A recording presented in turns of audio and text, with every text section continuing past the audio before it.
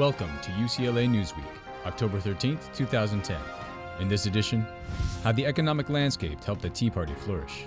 If the economy had come back, if jobs had come back, there would be no Tea Party. And on the work of recent Nobel Laureate Mario Vargas Llosa. He has this ability to grip a reader from the first line or two of a 1,000-page novel. And in brief, a new look for a new home. Researchers observe walking bacteria, and celebrating John Wooden's 100th birthday. Political science professor Lynn Vavrick discusses how the economy has led to the recent appeal of the Tea Party. If the economy had come back, if jobs had come back, there would be no Tea Party, or there certainly would not be a Tea Party with this level of intensity and interest among the population. All of this is conditioned by the state of the economy. People tend to want to kick the incumbent party out when the economy hasn't improved. So you ask yourself that famous question, am I better off today than I was 2 years ago when I put Barack Obama in office, or when my fellow Americans elected Barack Obama?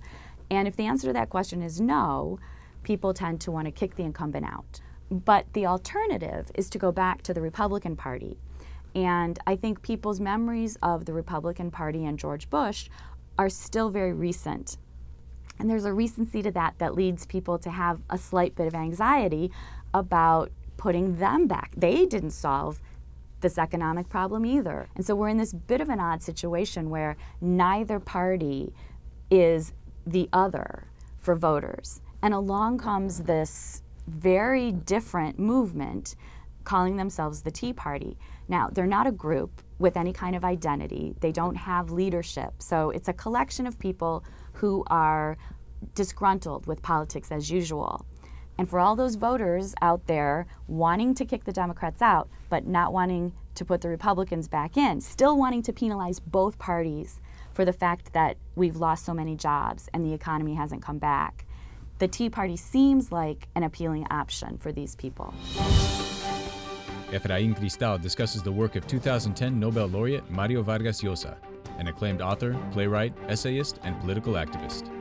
Mario Vargas Llosa is an astonishing storyteller.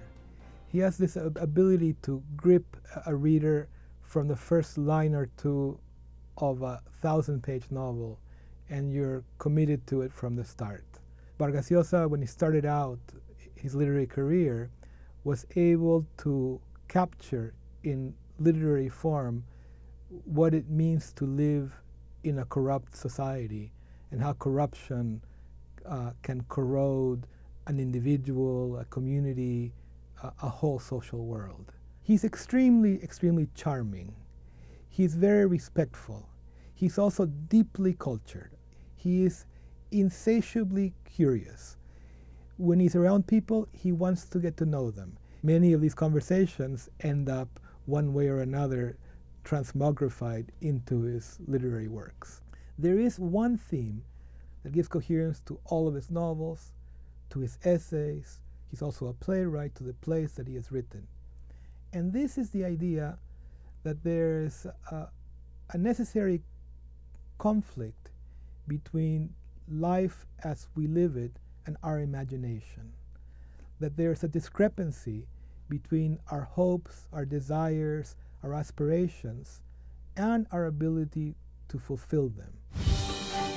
And now, a look at more developments at UCLA. UCLA will remain a main tenant of the Rose Bowl after renovations to the Pasadena landmark. Improvements include expanded premium seating and a historic replica scoreboard for this momentous 30-year partnership.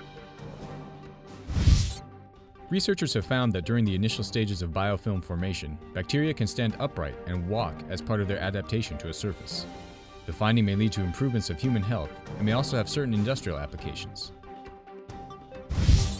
To celebrate the life of legendary basketball coach John Wooden, UCLA's Undergraduate Students Association Council is staging a commemorative day to honor the coach on October 14th.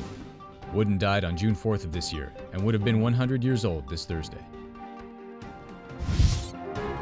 For more on these and other stories, visit newsroom.ucla.edu.